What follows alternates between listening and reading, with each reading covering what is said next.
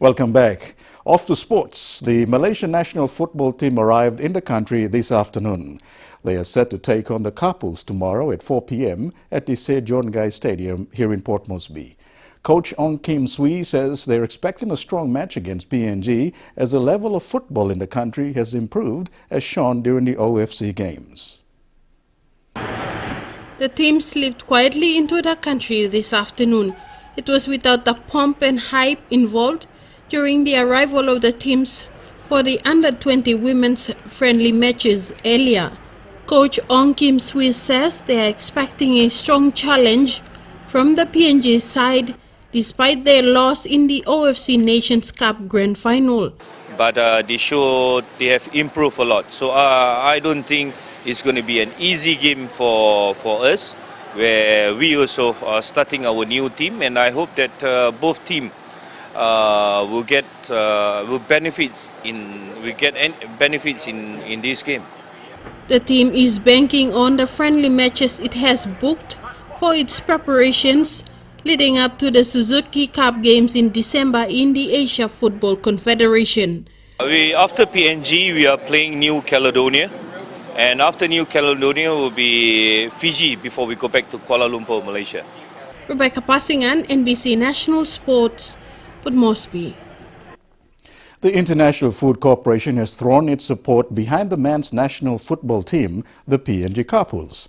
The company presented a cheque of 16,000 kina to the Papua New Guinea Football Association this afternoon for the hosting of the friendly match between the Malaysian national side and the Kapul's tomorrow. Rebecca Passingan again reports.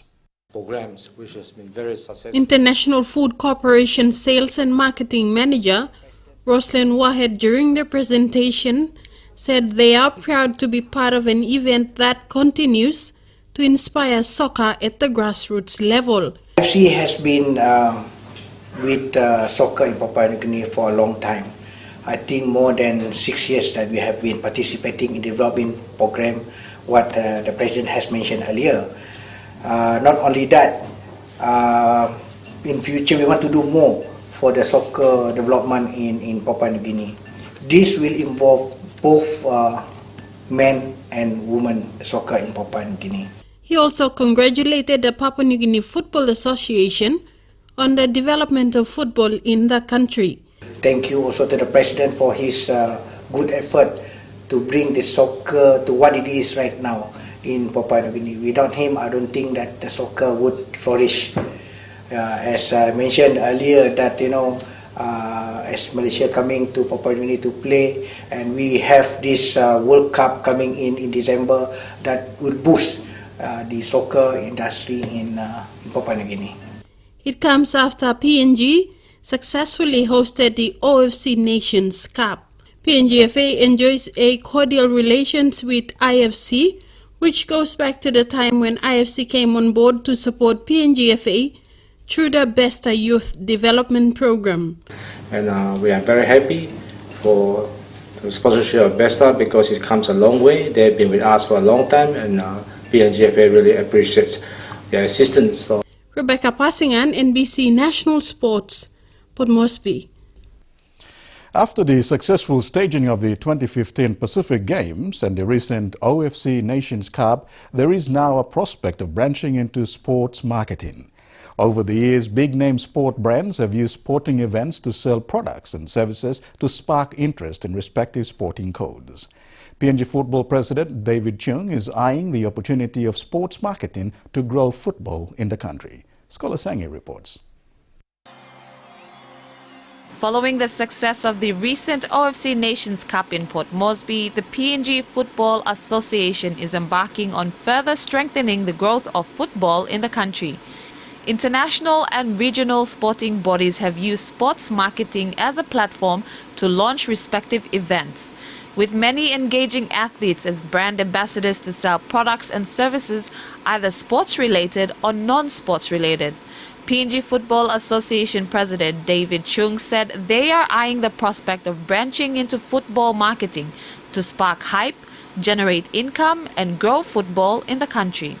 So that is all from the efforts of what we do on our strategic planning, which we create players development pathway, we're setting up educational center and training, we We have elite performance programs and mentorings. So we have football education, futsal, refereeing, and we also raise the profile of the game. Not only that, we generate income and good governance. Through the sale of merchandise and memorabilia, the engagement of athletes and sports personalities will be an avenue to build football's profile and open the door for PNG as a sports tourism hub in the region. The crowd was good and it created good impression to the world because this tournament was telecast live throughout the whole Pacific and internationally, it's live streaming. And I think it's a good eye opener for also some FIFA staff who are here to see that we are as good as what they previously don't think. So the crowd was very supportive, everything was in order, and I'm sure that we are looking forward to the 20 Women's World Cup in November. The world will forge on our shores come November for the FIFA Women's Under-20 World Cup 2016. This would be an opportune time to showcase the country for its diverse culture and tradition, sports economic growth and sports diplomacy, an avenue yet to be recognized. Scholar Sengi, NBC National Sports, Port Moresby. The National Gaming Control Board today threw its support behind the PNG men's national football team, the Couples. The funding assistance was presented to the team today here in Port Moresby. Paul Tomic Jr. reports. The funding assistance given to Couple came under the NGCB's Community Benefit Fund. NGCB's Chief Executive, Imelda Agon, said the NGCB is pleased to be backing the country's men's football team. In assisting the government more so in facilitating the Prime Minister's commitment. She said this is part of the giving back program of the NGCB, which has to the aid of many other organizations in the country. As part of the give back program, and the chairman would agree, NGCB has been going out and giving to the people of this nation. We're not only giving to assisting the government, but we've been giving to various projects throughout the country. An executive of the PNG National Team Football Supporters Club, sanctioned by PNGFA, Joseph Eladona, on behalf of their patron and Minister for Petroleum and Energy, Ben Micah, thanked NGCB for its support.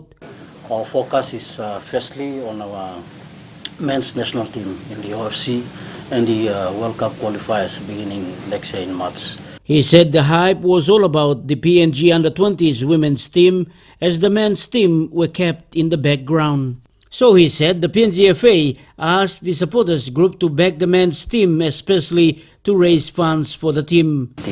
It's a long story, but I think our success is leading the way. And I want to thank the national government, Prime Minister, Sports Minister, National Gaming Control Board, and our patron for giving us this funding support. Paul Tomic Jr., NBC National Sports, Port Moresby. To some rural news, boys participating in the Schoolboys Rugby League in the remote Sol Nomane districts of Simbu Province have a chance of attending school in Australia. Enga Governor Sir Peter Ipata said this when he announced that the PNG RFL has an arrangement with the Penrith Club in Australia where boys who do well academically and play well can be selected to go to Penrith under a league development initiative. The Enga Governor was invited by Karamui Sol Nomane MP, Mogarema Way, to witness the launch of the Schoolboys Rugby League during the Queen's birthday weekend. Theo Thomas witnessed the event and files this story from Kundiawa.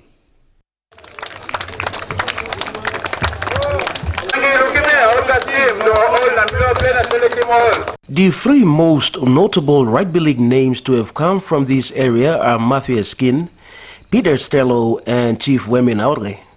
These guys made their names not from playing in their electorate, but from playing in centers outside of their homes. But for these boys who will be playing now in the schoolboys competition, the opportunity for them is immense. And this comes with the backing of the Prime Minister, Peter O'Neill.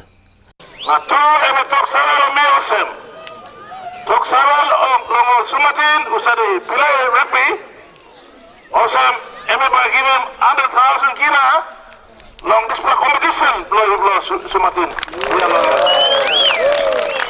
For the competition to run without any hitch, rules and regulations of the code will have to be observed strictly.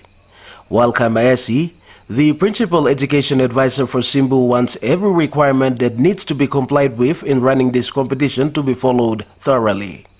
But me asking you all coordinators, you must give consent form from all parents, or for mama must encourage all play. Two, you must put in all this plan, all beginning of medical check. So that all doctors must check you all now. Make sure some all healthy free to play this play game.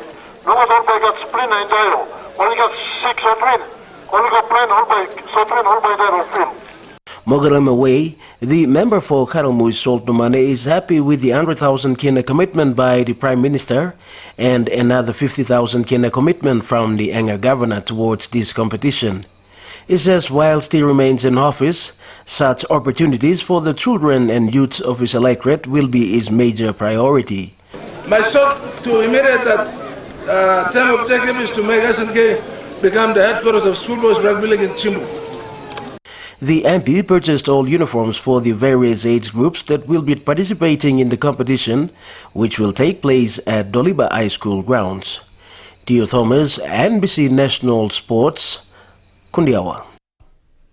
And that just about does it with sports for tonight. Antonia, it's back to you. Thank you, Douglas. Stay with us. We'll return after the break with the finance news.